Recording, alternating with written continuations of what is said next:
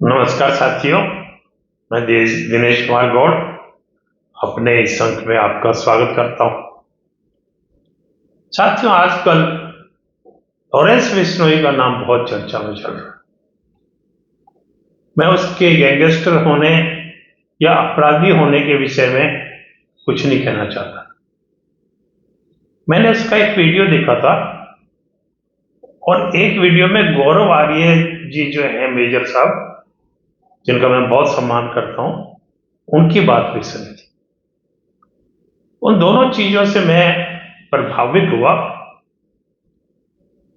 और उनसे ये लगा कि लॉरेंस बिश्नोई जो है वो देश विरोधी तत्वों के खिलाफ है, जो देश को तोड़ने की कोशिश कर रहे हैं उन तत्वों के खिलाफ है।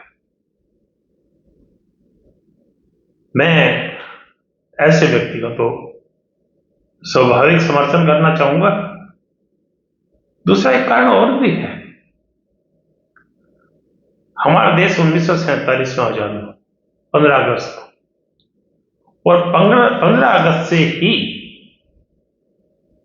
इस देश और हिंदुओं के साथ दो मुस्लिम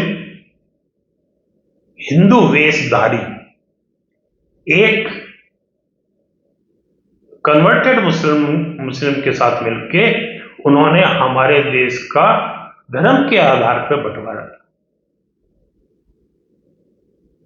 मैं तो कहता हूं गजवाए हिंद का षड्यंत्र के तहत हमारे देश का बंटवारा किया। जब एक बंटवारे से पाकिस्तान बना तो वो मुस्लिम देश हुआ, तो भारत हिंदू राष्ट्र क्यों नहीं हुआ? और क्यों जो कल तक ये बहाना था कि जो है हिंदू मुस्लिम साथ नहीं रह सकते, इसलिए बंटवारा हो रहा है, तो फिर आजादी प्राप्त होते ही कैसे जो है उन्होंने कह दिया कि मुस्लिम हिंदू साथ रह सकते हैं भारत के अंदर? ठीक है, तो फिर मुझे ये बताइए कि जब बंटवारा हुआ था तो पाकिस्तान को जो जमीन दी थी वो मुस्लिम जनसंख्या के आधार पर दी थी। जितने मुस्लिम हमारे यहां रुके उन लोगों को कैसे जो है ना वो जो जमीन है क्या हमने पाकिस्तान से वापस ली? 1947 से लेकर 67 तक हमारे देश की जो सरकार थी उसकी गलत नीतियों के कारण से हमारे देश को बहुत नुकसान हुआ। और आज कितने भी हम कोशिश कर रहे, कोई भी सरकार कोशिश कर ले, उन गड्ढों को भरने में, उन गलतियों को रेक्टिफाई करने में बहुत समय लगने की बात है।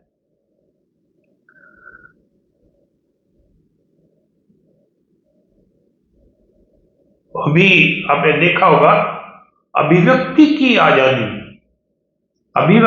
आजादी के नाम पर तथाकथित बुद्धिजीवी नहीं है, तथाकथित बुद्धिजीवी और जो देश विरोधी तत्व हैं वो कुछ भी अनाप शनाप बोलेंगे, सनातन धर्म के खिलाफ बोलेंगे, देश के खिलाफ बोल रहे हैं, और यहां तक कि व्यक्ति विशेष पे बगैर प्रमाण के टिप्पणी करते हैं।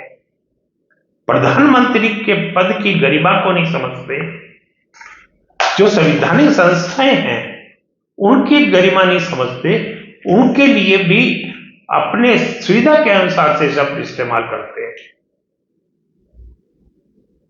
आप बॉलीवुड को देख लीजिए, बॉलीवुड अंडरवर्ल्ड दाऊद का कठपुतली है। वहां पर जो फिल्म बनेगी वो सनातन विरोधी बताएंगे। उसमें ज्यादा विस्तार पे इसमें नहीं जाना चाहता। ऐसा कौन सा जुर्म है जो अंडरवर्ल्ड में नहीं होता? ड्रग बेशुमार वहां चलती है, मर्डर होते हैं, उनकी कोई पूछ नहीं आज तक कोई, उनके इतने रसूख हैं कि उनको कोई पूछता नहीं। अभी पिछले दिनों दिशा और वो सुशांत का मर्डर हुआ, आज उसकी कोई जो है वो नहीं हुई सुनवाई। और वहां पे एक जैसे बाहर माफिया होते हैं लगा, वहां पे एक माफिया गैंग है। वो माफिया गैंग जब जिसको चाहेगा वो जो है वो माफिया गैंग दाऊद के जो है संरक्षण में है। वो जिसको चाहेगा उसकी फिल्म प्रमोट होगी, उसकी फिल्म को यहां तक कि थिएटर भी नहीं मिलेगा अगर वो नहीं चाहेगा तो। जिस अभिनेता को चाहे, जिस गायकार को चाहे, उसको वो तबाह कर सकते हैं। ये हमारे बॉलीवुड की सच्चाई है और सनातन विरोधी। और यहां तक कि वहां पर ऐसे जो है वो ओटीटी फिल्में बनती हैं जिसमें देश के जो हमारी सम्मानीय सेना है उसकी वर्दी की जो है ना के खिलाफ गलत तरीके से पेश किया जाता है। ये हमारे देश के आज के हालात, हमारे देश की न्याय व्यवस्था एकदम लचर हो चुकी। लचर किस महीने में? इस देश में अलगाववादी, आतंकवादी, घुसपैठिए, उपद्रवी, इनको बचाने के लिए एक बहुत बड़ी जो है एजेंसी काम करती है। बड़े बड़े नामी वकील जिनके बड़े अच्छे आगे ऊपर जो है ताल्लुकात, और उनके पास फंड की कमी नहीं, बेशुमार फंड है उनके पास। एक जो है नाजायज बस्ती को तोड़ते हैं तो उसी वक्त वहां पे 20 जो है वकील वो खड़े कर देते हैं। कहां से आता है इतना फंड?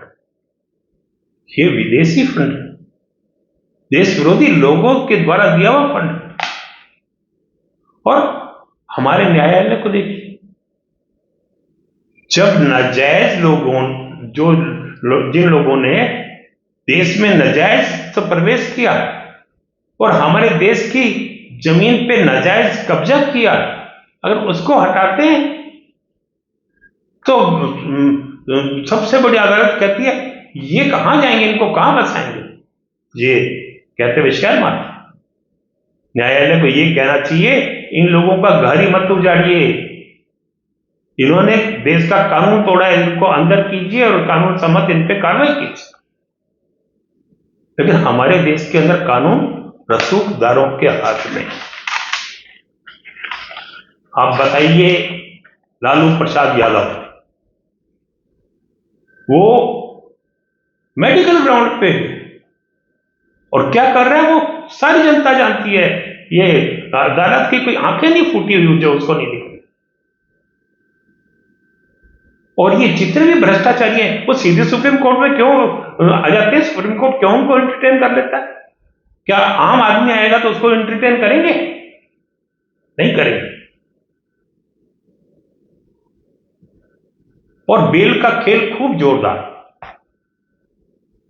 आप देखिए नेशनल हेराल्ड केस के अंदर ये गांधी परिवार और दूसरे के चट्टे बट्टे कितने साल से जो है बेल पे चल रहे हैं।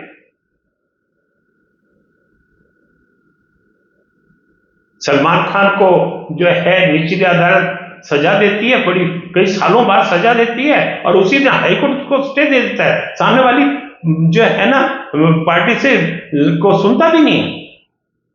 30 साल सीधलवाड़ रात को कोर्ट खुला के बगैर सामने वाली जो है ना विपक्षी जो है ना उनके जो है एडवोकेट से कोई बात किए उसको स्टे दे देते हैं। ऐसे में तो न्यायालय की न्याय व्यवस्था पे स्वाभाविक है कि सवाल उठेगा। तो इस कारण से जो इस तरह से जो देश के अंदर जो चल रहा है उससे जो है आम नागरिक जो है वो निराश। हमारे देश में इस लच्चर कानून व्यवस्था के कारण से आस्तीन के सांप पल रहे हैं बेशुमार और प्रत्यक्ष से दिख रहे हैं। जो जिसके मन में आए वो देश विरोधी बोल देगा, धर्म विरोधी बोलेगा, विशेषकर सनातन धर्म विरोधी बोलेगा। अगर दूसरे धर्म के सही बात भी बोल दी जाए तो उपद्रव हो जाएगा। और हमारे एक न्यायाधीश महोदय ने, मैं नाम नहीं लेना चाहता, नुपुर शर्मा वाले केस में जो टिप्पणी की थी वो बड़ी शर्मनाक। तो सनातन विरोधी, देश विरोधी, व्यक्ति विरोधी, बगैर प्रमाण के कोई बयान दे दो, जब कुछ ही बिगड़ता, ये आस्तीन के सांप पनप रहे, ये अपने स्वार्थ के लिए देश को जाति में बांटना चाहते हैं। स्वार्थ क्या है? ये लोग विदेशी एजेंटों के, विदेशी देशों के एजेंट के रूप में काम कर रहे हैं और देश की सरकार को अस्थिर करना चाहते हैं, देश को अस्थिर करना चाहते हैं। ये अपने तुच्छ राजनीतिक स्वार्थ के लिए देश में हिंदुओं को जाति में बांटना चाहते हैं, जाति में लड़वाना चाहते हैं, मुस्लिमों को खौफ पैदा करके अपना वोट बैंक बनाने के लिए उनको जो है खौफ पैदा करते हैं और उनको देश विरोधी जो है कार्य में लगा देते हैं, उनको देश की मुख्य धारा में जुड़ने नहीं देते। ये इस तरह के जब आस्तीन के सांप पलते हैं उस पर सरकार कुछ कार्रवाई नहीं कर सकती, क्योंकि सरकार के कई तरह से हाथ बंधे हुए होते हैं। और फिर कार्रवाई करें तो ऊपर न्यायालय बैठा, न्यायालय में बहुत बड़े बड़े इनके एडवोकेट बैठे हैं, उनके बहुत बड़े बड़े जो है ना संपर्क हैं। ऐसे में जब कोई व्यक्ति ये कहता है, लॉरेंस बिश्नोई जैसा, कि मैं देश के टुकड़े नहीं होने दूंगा और देश विरोधी तत्वों के खिलाफ मेरी लड़ाई रहेगी, तो ऐसे लोगों को जनता की सहानुभूति और समर्थन मिलना स्वाभाविक है, क्योंकि इस देश के अंदर न्याय रहा नहीं। क्योंकि ये कहावत है, न्याय वो है जो समय पे हो, जिसका असर हो, बाद में देर से दिए हुआ न्याय नहीं कहलाता। इस देश में जो ये आस्तीन के सांप हैं, ये सबसे बड़े खतरनाक। इतिहास उठा के देखिए, हमारे सूरवीर वीरों को विदेशी लोग कभी नहीं हरा पाए। वो जब ही हरा पाए जब हमारे बीच में, उनके बीच में से कोई गद्दार जो है एजेंट बन के और विरोधियों से मिला।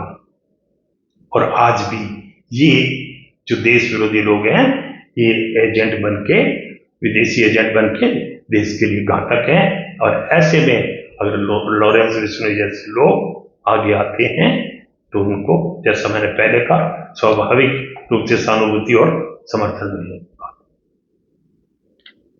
और जैसे उस वीडियो में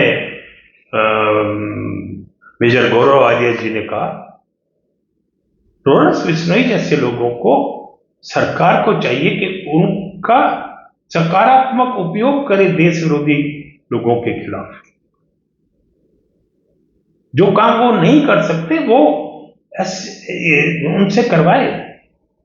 और मेरा तो विचार ये, मेरे अपने विचार, हो सकता है कोई गलत करे, इस देश में एक लॉरेंस बिश्नोई जैसा अगर वो देशभक्ति की बात करता है, देश को प्रथम मानता है, राष्ट्र प्रथम है उसके लिए, तो ऐसे राष्ट्र प्रथम वाले लोग एक नहीं असंख्य होने चाहिए इस देश में।